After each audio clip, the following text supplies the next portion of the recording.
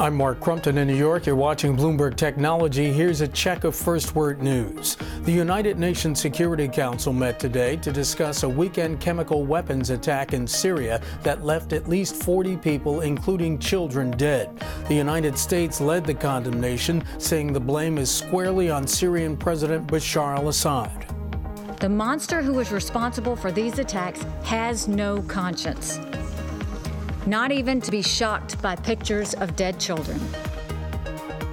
President Trump says he'll decide on a U.S. response within 24 to 48 hours. The FBI today raided the office of the president's personal attorney, Michael Cohen. Records related to several topics, including potential payments to adult film actress Stormy Daniels, were reportedly seized by investigators. The U.S. budget deficit will surpass $1 trillion by 2020, 2 years earlier than previously estimated. That's according to the nonpartisan Congressional Budget Office, which says the tax cuts and spending increases signed into law by the president are doing little to boost long-term economic growth. Illinois Democrat Tammy Duckworth has become the first U.S. senator to give birth while in office. She delivered her second daughter, Miley Pearl, today. Duckworth is a 50-year-old veteran who lost her legs in the Iraq War.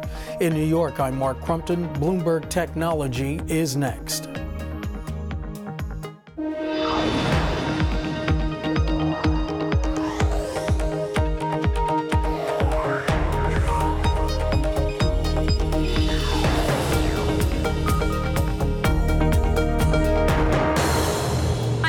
This is Bloomberg Technology. Coming up, Mark Zuckerberg's double date in D.C. We will preview the Facebook CEO's prepared testimony going into his congressional hearings this week and the potential questions he will face from U.S. lawmakers.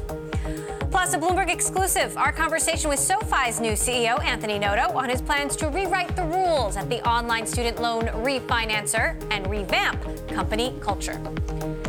And Apple's new color scheme to boost sales and help fight disease. Our look at the new special edition of the next-gen iPhone 8 and the Product Red initiative. But first, to our lead. Facebook CEO Mark Zuckerberg arrived in Washington ahead of his Tuesday testimony on Capitol Hill. The social media giant has been in full damage control mode since word broke that up to 87 million Facebook users could have had their data misused by a political consulting firm with ties to President Trump. Zuckerberg met with Florida Senator Bill Nelson, the ranking Democrat on the Commerce Committee that will be questioning him. Nelson didn't mince words about the possibility of government action. If it's not his site, someone else can be misused for people who are trying to do us harm. And I believe he understands that regulation could be right around the corner. Joining me now, Bloomberg Technology's Sarah Fryer, who is in Washington to cover this week's hearing. So first of all, we've gotten Zuckerberg's prepared remarks that he intends to read. He is very apologetic. Did anything in this prepared testimony, Sarah, surprise you? What surprised me is that Facebook still doesn't know exactly what happened to this data from back in the day. They have no way of telling lawmakers whether those 87 million people actually did have their data looked at by Cambridge Analytica. They didn't build any of these protections into their product back when they had these rules. And so Zuckerberg, really all he'll be able to do here is he's going to go to Congress and he's going to apologize and he's going to explain the ways in which Facebook is doing better, but he's not going to be able to answer some of their core questions about what exactly happened and how many people may need to be worried about these third parties using their information without their consent. So we wonder how well this apology is going to work. We also heard this from Senator Bill Nelson about their conversation. Take a listen. He said to me very forthrightly, we were lied to, and we should have caught that. I believe that, but I think in today's world, that's naive. So a bit of skepticism there, Sarah. I mean, how do you think the tone that Mark Zuckerberg is taking going into this will impact the feelings of lawmakers and the questions that they ask? I think Zuckerberg can't go into this looking very defensive. One thing I noticed in his prepared remarks was a lot of context about how Facebook is good for the world. I'm not sure that that's really going to help him when he's trying to answer the questions about what they did wrong. One doesn't necessarily negate the other. And I noticed that a lot in Sandberg's interview with you last week, Emily, that she was trying to drive home this point about Facebook having a positive impact on society despite these faults. So I'm not sure that argument's going to work. And yet, in the same interview, she said, we don't run Facebook for its profitability, while this is a company that is more profitable than almost any company in the world. And so since that interview, I've been getting a lot of questions. How could she possibly say that? Who is the customer? Is the customer the user? Is it the advertiser? And is Facebook possibly confused about who they're actually trying to serve? Well, the customer is the advertiser, and the way that Facebook gets good information for the advertiser is by building first and foremost for the user.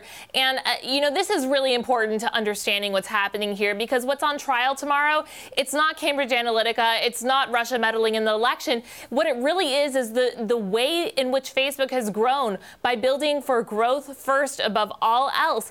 And Zuckerberg and Sandberg looking at this product and saying, this is what users decided, this is what they told us they wanted. Well, Zuckerberg is saying here in his testimony that the buck does stop with him, but he wasn't really quite paying attention to the things that could go wrong with the product because he was focused on making it something that people wanted to use.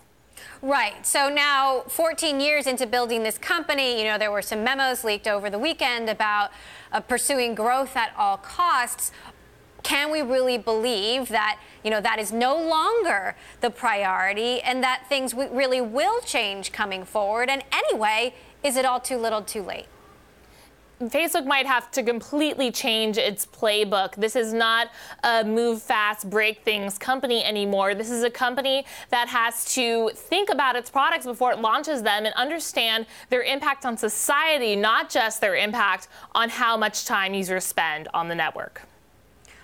All right, Sarah Fryer for us in D.C. I will see you there tomorrow. Sarah, thank you.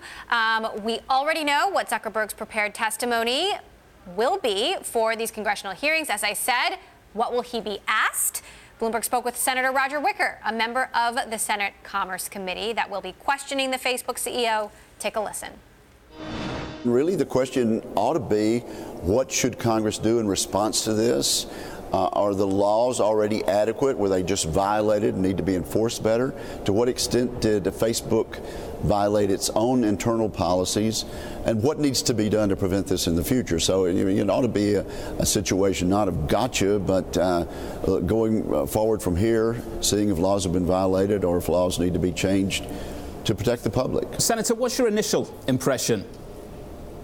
Well, my initial impression is that Facebook sort of winked at privacy concerns and allowed this to happen. But I'm willing to listen to Mr. Zuckerberg in person on this. But clearly, I think most people think there was a breach of trust, and we need to get to the bottom of how that happened. Did they violate the law, or did they violate their own policies? Well, Senator, I think something what needs to be done going forward. Something that investors are trying to get their head around is if you decide from these hearings that ultimately that Facebook's own internal controls are inadequate, what does regulation look like from Washington, D.C.? What kind of regulations have you got in mind? What can you do? Listen, I have an open mind about what we need to do going forward, and I really think that ought to be the approach of most members of the committee. I do not have legislation in mind. I don't think the FTC has new regulations in mind. I think we'll be listening to what we find out, and I'll tell you, generally speaking, I come down on the side of a light touch regulation. I think the internet has thrived.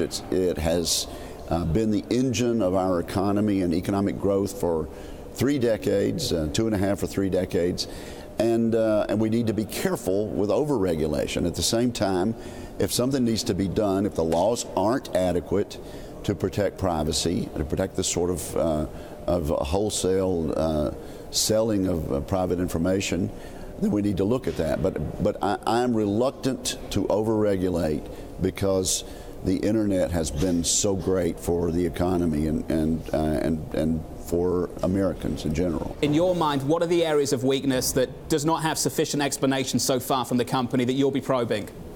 Well, I'll be probing whether they violated the law, whether they feel that they violated the law, whether they violated FTC regulations. You know, we already have HIPAA, we already have Gramm-Leach Bliley.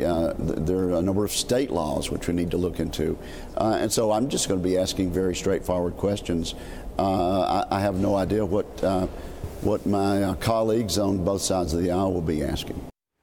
That was Senator Roger Wicker of the Senate Commerce Committee. And on Tuesday, tune in for a special edition of Bloomberg Technology, 1:30 p.m. Eastern Time, live from Washington, ahead of Mark Zuckerberg's testimony on Capitol Hill.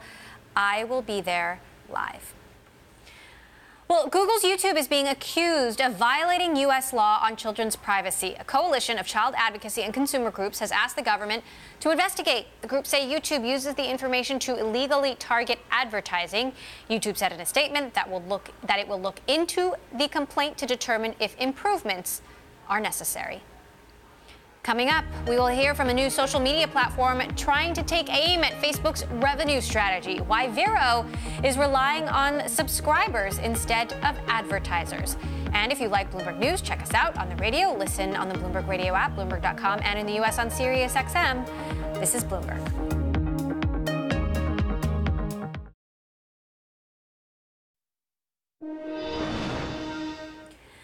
The delete Facebook craze doesn't appear to be going away if you look through the scores of celebrities and notable users whose profiles have vanished. The list of protesters continues to grow as Facebook CEO Mark Zuckerberg prepares to testify to U.S. lawmakers. The dissenters include Tesla CEO Elon Musk and WhatsApp co-founder Brian Acton, as well as red carpet regulars Will Ferrell, Cher, Rosie O'Donnell, and Jim Carrey. With all this retaliation comes the push to make the social media platform and others as transparent as possible. So is there a way to create a truly socially responsible network? One app, Vero, says its network is free of things that users dislike about Facebook, like ads and algorithms that keep your feed from being chronological. Joining us now with more, Vero CEO Ayman Hariri, joining me in San Francisco. So Vero is still small. And like plenty of other social networking apps that have come before it, you want to be the next Facebook or unseat Facebook. But no one has been able to do that. What makes you think Vero will be any different? So Vero is an ad-free social network. It is subscription-based, which allows us to not do any data mining of any of our users' data. But the subscriptions haven't started yet, correct? That's correct. So when do you plan to start charging users, and what makes you think they're actually going to pay for it? We'll be announcing it later this year. We believe that people will pay for not having their data mined, for not having ads put in front of them, for not being targeted with those ads. And it's really the value of being safe on a network, knowing what's being done with your data. So Facebook has come under fire after revelations that Russian trolls, in part, manipulated the network to meddle in the 2016 election. Can Vero prevent something like this from happening? There is no data on our users being mined. And so, irrespective of anything, users' data doesn't exist on our platform other than the content that they share with each other. Since we're a subscription service, unlike Facebook, we are not interested in people's data. And so we are not providing access to anyone to users' information. So at the same time, then you're not actually using any of the data to improve or enhance the experience, right? It's purely chronological. That's correct. Why do you think that'll be sticky? Why do you think that'll keep users coming back? So people love to share things with each other. We're a platform that allows people to share things with each other as they wish. When a platform gets involved and starts showing you things that it thinks you want to see, that has upset people over the last few years. And that's where we saw the surge in users coming into Vero, because they wanted a chronological feed. They wanted to be able to understand the system that they were using. Vero is a simple system, unlike Facebook, doesn't use algorithms, doesn't put things in front of them that we think they want to see. We just let them see the things that they've opted into. Now, that surge in users, as I understand it, has plateaued or petered off. Can you talk to us about, how big the network is? Where are you sort of in the wave of growth? So we had 4 million users come on board. But really, we've not been ever focused on the numbers. We've always been focused on community, on the user experience.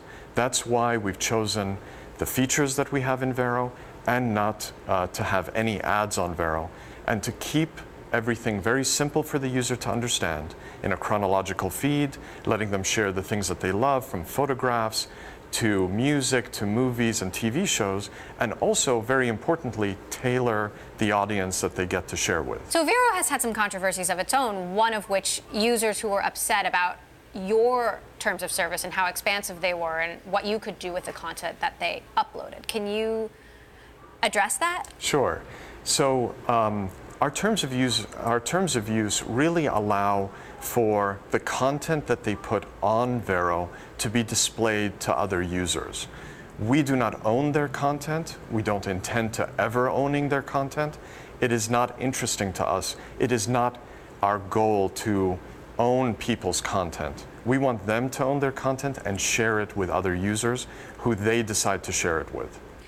Do you think that, and I know that it's in your interest to believe that Facebook can be overturned, but do you think that now that they have grown in size to 2 billion users, they could simply say, okay, we're changing a few things, but growth doesn't matter so much anymore. They've already done it. Is Facebook ever going to stop being the most dominant social network? So I think this is a watershed moment for privacy. I think people are understanding the cost of free. And today, Facebook's model is completely built off of this idea of free, but you provide data through your behavior that is then monetized to third parties. Their users are not their customers. Advertisers are their customers. Let me be clear. Vero's users are our customers. We are providing them a service that is an alternative. Whether Facebook exists or doesn't exist, our model is different and built from the ground up to serve our users. All right, Ayman Hariri, CEO of Vero, thank you so much for stopping by. We'll keep our eye on you guys. Thank you for having me. All right, coming up, we head to Atlanta to find out why the city is becoming a hot spot of cyber attacks. That is next. And Bloomberg Technology is live streaming on Twitter. Check us out at Technology, weekdays, 5 p.m. in New York, 2 p.m. in San Francisco. This is Bloomberg.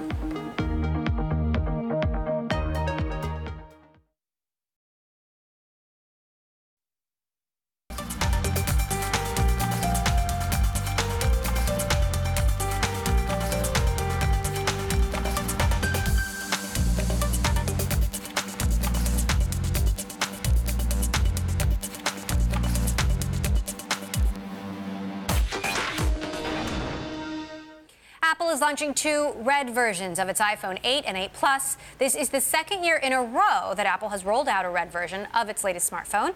The new color option could boost sales of its overshadowed iPhone line. The phones are parts of the Product Red initiative that donates a percentage of sales to the global fund to fight HIV and AIDS. In the wake of the Facebook data crisis involving Cambridge Analytica, cybersecurity continues to be the topic du jour. Tech Operators is an Atlanta-based venture capital firm that invests in software development and cybersecurity. Bloomberg's Alex Steele spoke with Tech Operators general partner Tom Noonan in Atlanta for his thoughts on Facebook's recent turmoil. I think there is a realization in the world now that social media has created a trove of information about the private lives of individuals, not only in the United States, but around the world. And it's clear that, Facebook saw a way to monetize that, not only through their advertising, but through other vehicles. So I think if I was a senator, I would start off with Mark Zuckerberg by asking, how did we get here and where does this go from here? Because it absolutely, positively signals the loss of privacy in America. But I'm not so sure Americans haven't voluntarily co-conspired in this crime, if it is a crime. So then it begs the question, how do you fix it? Is it cybersecurity as in your world, or does it have to come from regulation if people like me willingly give over all my private data? Well, I think it's a combination of both. First of all, as an industry, we have not truly sweated the importance of protecting private data. And, there are technologies and approaches today that would allow you to protect and manage who accesses your data. And so I really believe it's a combination of privacy, of regulation, and technology. But what encourages me, Alex, is that these types of events create enormous opportunities for entrepreneurs to look at the world differently and say, we have to protect that data. It doesn't surprise me at all that Mark Zuckerberg and Facebook monetized that private data the way that they have. It was all part of a monetization scheme. I don't believe social media can operate that way in the future. And so what's that new model look like? I mean, if we're looking at specifically companies that have lived and made money off of monetizing my data, what's the new model in 10 years? Wow. Clearly, I think the old model is not going to be the relevant model once users have the ability to selectively protect their data. So I really believe the new model is based on opt-in, opt-out, because let's face it, some of the advertising that it has resulted from the utilization of our private data truly does provide us with selections of things that we're interested in. What is the single biggest opportunity that you see to invest in a firm that can help solve these problems? What kind of companies? Cybersecurity companies like Ionic Security, Next Defense, business automation companies like SalesLoft, Terminus, and Full Story, and then exciting companies that are changing the way we look at logistics, like Stored, an interesting startup here in Atlanta, Roadie, who's solving the last mile problem for many companies. All of this innovation is coming out of Atlanta, and all of this innovation is driving this skyline that you see behind you. Tom Noonan, general partner at Tech Operators, speaking with our very own Alex Steele in Atlanta. Coming up, our exclusive conversation with SoFi CEO Anthony Noto. We cover his outlook for the company's future and thoughts on tech regulation. This is Bloomberg.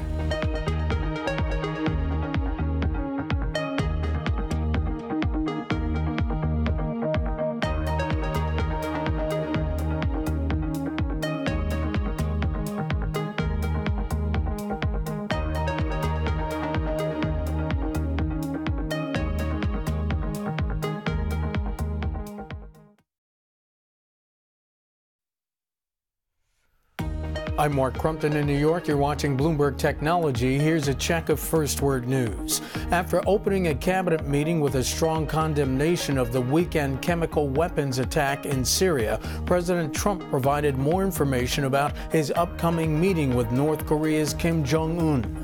North Korea, by the way, as you've probably seen, and we've been in touch with North Korea, we'll be meeting with them sometime in May or early June, and I think there'll be great respect paid by both parties, and hopefully we'll be able to make a deal on the de-nuking.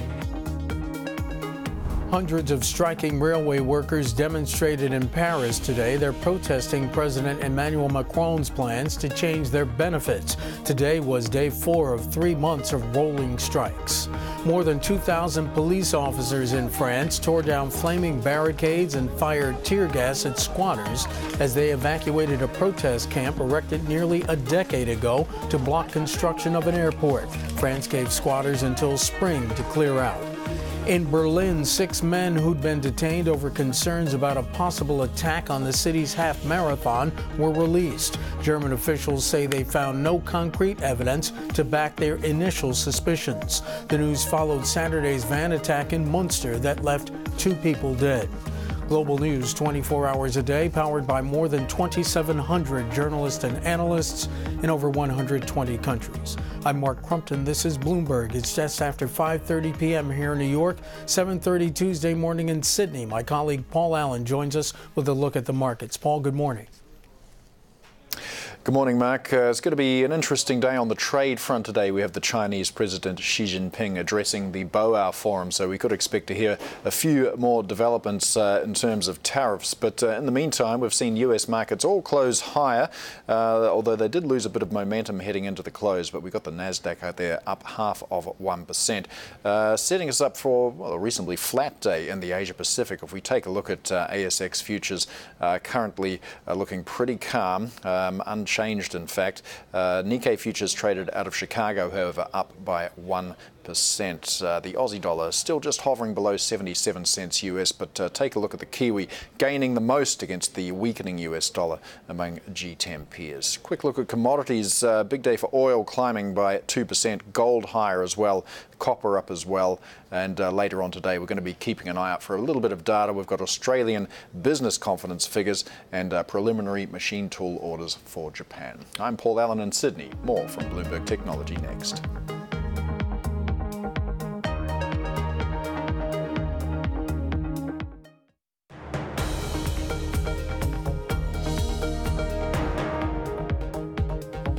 This is Bloomberg Technology. I'm Emily Chang. SoFi has named Michelle Gill, a former Goldman Sachs exec, as its new CFO, filling a role that's been vacant since last summer. It is the first major appointment made by new CEO Anthony Noto. The company has also announced it surpassed 500,000 users. We caught up with Noto at the Lendit conference in San Francisco earlier today to talk about his plans since taking the helm at SoFi. Take a listen.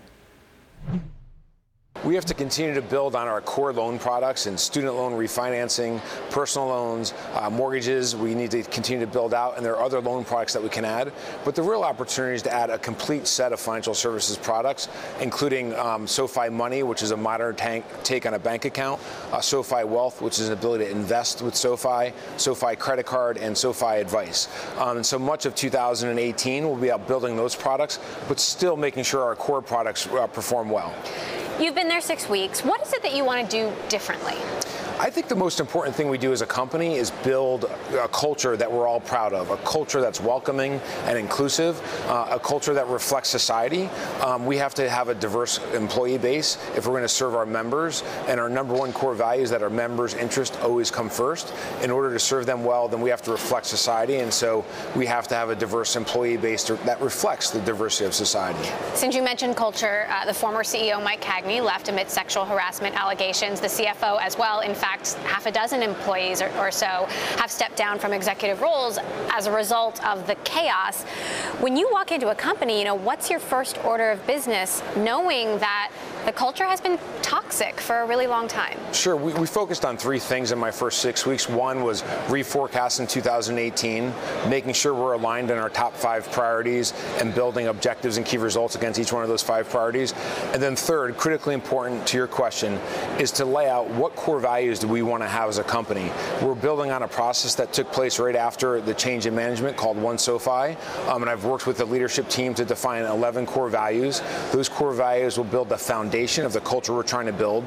The next important step is educating the entire company on those core values, the behaviors that we expect from those core values, and then rewarding those that are culture carriers and punishing those that are not culture carriers. And we'll have no tolerance for employees that can't help build a great culture. You've just hired a CFO, Michelle Gill, from Goldman, which is interesting given that people are saying Goldman is increasingly your competitor. Is this an effort to, take on the Goldman or Goldmans of the rest of the financial world? Not at all. It's an effort about building a diverse company and hiring the best leaders.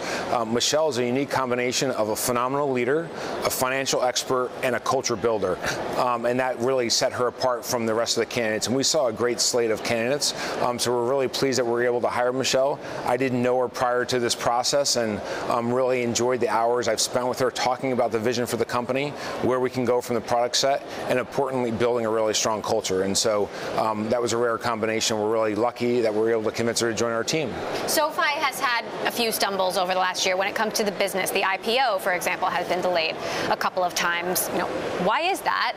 And what are the challenges? Yeah, I think it's important to first recognize the incredible success that companies achieved. $12.9 billion of funded volume last year, up more than 60%. The company not only achieved positive EBITDA and a significant amount of EBITDA, growing the top line very significantly and reaching scale, but also free cash flow and GAAP profitability. We want to build on that success in 2018. One important area is the culture and building that foundation, but we have to invest in these other products that create more of a daily habit and more of a recurring revenue stream in order to accomplish our overall mission, which is to help people achieve financial independence. Do you see SoFi as a public company someday, and if so, when? It's not a priority in 2018, but absolutely I see being public in our future. We want to make sure we put in place the right building blocks. As I mentioned, we're going to make sure that we strengthen our core products, invest in new products, and then most critically, building out this membership experience. Our ability to achieve not just a rational benefit, but also an emotional benefit is bringing together a real membership experience. And so we want to nail all three of those things before we enter the public markets. So 2 years, 3 years? What's a reasonable time frame? I would say I'm not putting a time frame on it as much as I am conditions, which I just described. Mark Zuckerberg is testifying this week in D.C. before Congress. Facebook is in the middle of a huge controversy. And speaking, of Facebook, Twitter has been dragged down, as Facebook has over the last few weeks. Where did Facebook go so wrong? It's a very complicated situation for them in particular, and so I would have to spend more time with you to kind of go through my thoughts on it. What I can say is what we're focused on, and what we're focused on is making sure that we have the right core values and leadership at the top of the company to ensure that our members are never surprised, and to make sure their interests come first. And that involves not just transparency, but also information and education. And as long as we put their interests first and provide that transparency in addition to the information and making sure they're educated on what they're doing, we won't surprise them, and we'll avoid some of the pitfalls that we're hearing about in the news. Do you think tech needs to be regulated?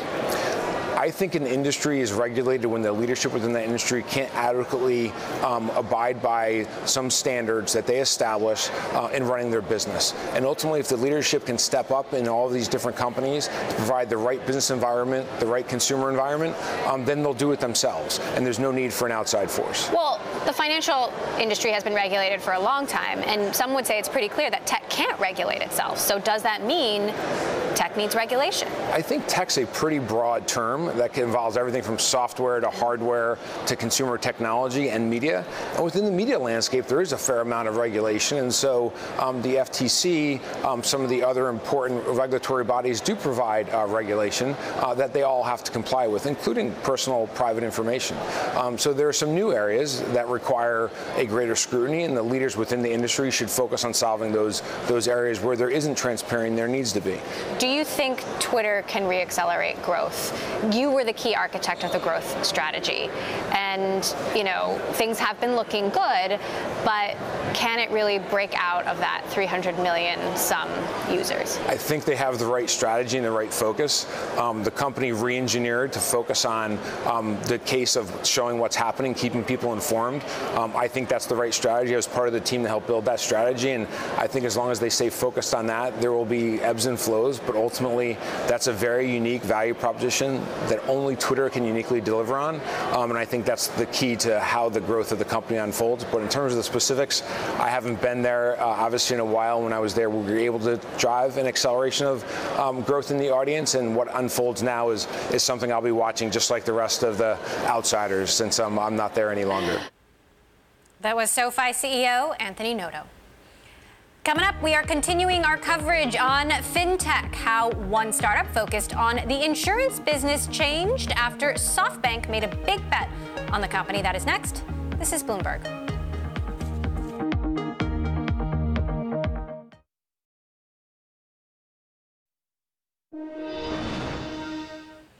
Late last year, SoftBank made a bet that technology will overhaul the home insurance industry by leading a $120 million round in the startup Lemonade. The company uses artificial intelligence and bots to minimize paperwork and speed up the claims process for renters and homeowners. So what has Lemonade been up to since this high-profile investment? We are joined now by Lemonade CEO and co-founder Daniel Schreiber in New York. Daniel, first of all, now that you've got this money, where have you been putting it to use, and what sort of progress have you made since this cash infusion? Well, Emily, like you said, we've been investing a lot in artificial intelligence and really trying to build an entirely new kind of company that's built on a substrate of technology and data. And what that means is that we can use AI to pay claims. We pay claims in as little as 3 seconds. And most of our resources are going into exactly that, building a new kind of company built on that substrate. Now, you obviously get a lot of very privileged information about your customers. And, over the last few weeks, we've been talking a lot about privacy, about data privacy. How are you sort of handling your relationship with the customer internally? And, have you learned anything at Lemonade since some of the revelations we've seen coming out of Facebook? I think so. Insurance is a social good. It's an economic necessity, but it's not trusted. It hasn't been for hundreds of years. If you look at the Urban Dictionary, you'll see it's defined as a promise to pay later that is never fulfilled. So trust and trust-related issues have been endemic to insurance way before the Facebook issues rose to the fore. So we've really tried to build an alternative business model that aligns us with our customers. Insurance often finds you conflicted with your customer. If I deny your claim, I get to pocket those monies. And we built a different business model, kind of a Ulysses contract, where we tie our own hands to make sure that we're really aligned with our consumers in a way that the traditional insurance players and some of the leading tech players have a difficulty doing. So if I'm a customer, how might my experience with you be different than a traditional insurance giant? I think you'll find very little in common. So when you buy insurance on Lemonade, you download the app or you go to the website, you'll be insured in a matter of seconds. Literally, if you've spent more than 90 seconds buying insurance, you're probably doing something wrong. So it's a seamless experience where you're talking to a chatbot.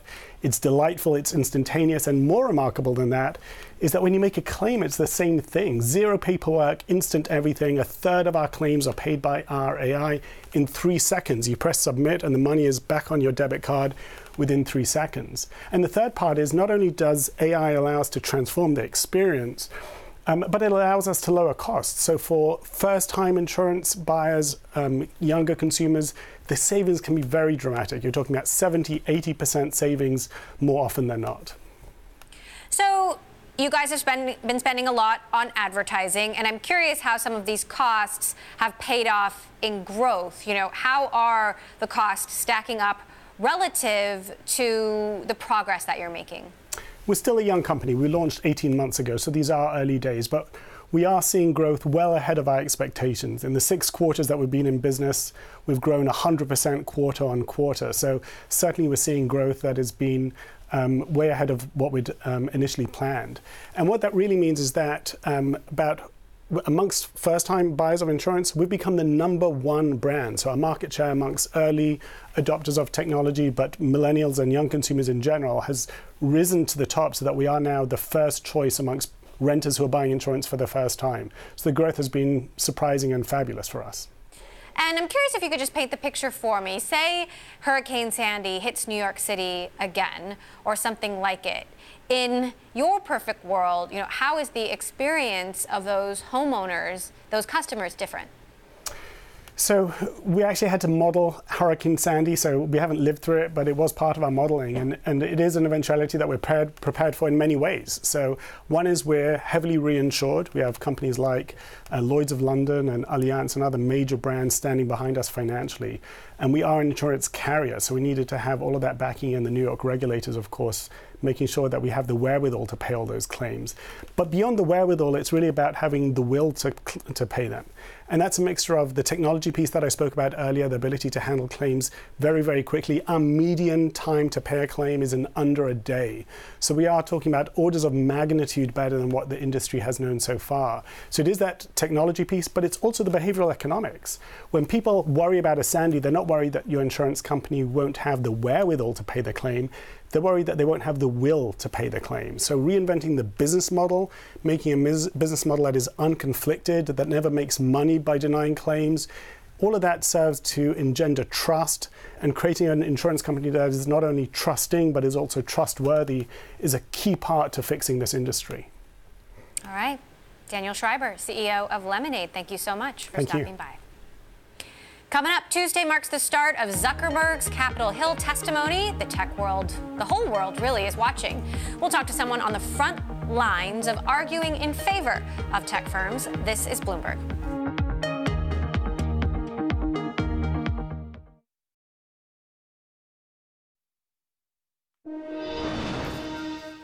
There's a high-profile tech name getting off of Facebook. Steve Wozniak, the Apple co-founder, says he's leaving the social media platform. In an interview with USA Today, Wozniak said he is no longer on Facebook because of the alleged misuse of users' data. Wozniak echoed recent comments by Apple CEO Tim Cook, saying Apple makes its money off good products, not off of you. As they say with Facebook, you are the product. I want to bring in someone whose group lobbies on Capitol Hill on behalf of companies like Google, Twitter, and of course Facebook, firms that will be closely watching this week's testimony and potentially any regulation that might be down the pike. Michael Beckerman, CEO of the Internet Association, joining me now. So Michael, just how badly do you think Facebook's reputation has been hurt by this? Hey Emily, thanks for having me. Look, we'll have to see what that looks like long term, but I do give Mark Zuckerberg a lot of credit for being incredibly candid and showing leadership here. It's not always easy admitting when you've made a mistake, which he's done, but also he's taking concrete action to fix the problem. But at the end of the day, for all of the platforms, trust is the most important thing, and it's on him to regain trust of all the users. Now, the CEOs of Google and Twitter were also summoned to testify this week, and they said no thank you. And my sources are telling me these other companies are not happy about their names being dragged into the Facebook mud. I mean, what are you hearing from companies aside from Facebook about what is going on here? Yeah, I mean, I'd rather not address private conversations, but I can say that this is an issue for the entire industry to show leadership and to provide transparency and remind users about our privacy practices and what everybody's doing. And each platform is different. The Facebook case is specific to Facebook. But all of our companies take privacy very, very seriously, because if your users don't trust you and people don't believe in the platform and the product, they're not going to use it anymore. The internet is unique, where competition is a click away, and everybody recognizes that, and we take that challenge. Do you think regulation will happen? And if so, what should it look like? There already is regulation at the state level, at the federal level with the FTC, and certainly around the world. Our companies go often above and beyond to protect data, to protect users, and to provide policies on the privacy front that people are comfortable with. And often it's better for individuals to make those decisions as they're opting into websites and apps that they're using than the government. But the last few weeks have proven that, A, users don't necessarily understand what they're signing up for, and that companies aren't transparent about what users are signing up for. I mean, Facebook, as he says, potentially 87 million users have had their data misused by Cambridge Analytica, and that 2 billion users could have had their public profiles scraped. Isn't it clear that tech companies can't regulate themselves? Look, we already do face regulation, and the FTC is a very strong enforcement agency over this. But clearly, in this case, mistakes were made. There's always going to be bad actors out there, which there were in this example, and we need to stay ahead of it. And so changes are going to be made specifically at Facebook, and Mark Zuckerberg will be talking about that as he testifies this week. But all of the companies are looking at their policies and practices to ensure that the user trust is maintained and everybody's data is protected in a way that people are comfortable with. Right, but the evidence at this point is that user trust has been broken. I mean, does the government need to do more to regulate? If there is some regulation, but is it not enough? Look, we always want to have a seat at the table when we're talking to lawmakers and regulators at the state and federal level and certainly around the world. But I think when you look at potentially new regulations as a result of this particular case, we really should focus on the harms because it's not just internet companies that are on the internet now. It's a lot of small and medium-sized businesses that take advantage of all the positive benefits of the online community that has developed over the last few years and major economic consequences. And we want to make sure that any rules or regulations make sense and don't harm startups and non-tech businesses. We know that Mark Zuckerberg is taking a contrite tone going into this. What is your sense of how these hearings will play out over the next couple of days, how harsh lawmakers are going to be? Look, we'll see. I mean, certainly there's a lot of anger on Capitol Hill, but I do think that the fact that Mark Zuckerberg has taken responsibility and they've already put in concrete and tangible changes, that's half the battle, and he is showing leadership here. It's as a young leader of a company, it's not easy going up to Capitol Hill in this kind of context, but he's doing that, and he's been incredibly candid, and he's really showing leadership and putting actual changes in place and not just giving a hollow apology. But is it too little, too late? That data is already out there. Facebook doesn't know where it is, doesn't know what's been done with it. Is the genie out of the bottle? Look, I don't think so, but it's up to individual users to make that decision on their own. Competition is a click away, and trust is something that needs to be earned and maintained. I think Facebook is putting the pieces in place to do that, but it's incumbent on them, and it's incumbent on every company to keep doing the right things, putting policies in place to protect their users, and that's a decision that individuals are going to make, but certainly they have work to do to earn back trust. All right, Michael Beckerman, CEO of the Internet Association, for us in D.C. A reminder, I will be there. We're going to have a special edition of Bloomberg Technology starting at 1:30 p.m. Eastern Time on Tuesday. We'll bring you the very latest ahead of Facebook CEO Mark Zuckerberg's testimony on Capitol Hill. And that does it for this edition of Bloomberg Technology. Reminder, we're live streaming on Twitter. Check us out at Technology weekdays, 5 p.m. in New York, 2 p.m. in San Francisco. That is all for now. This is Bloomberg.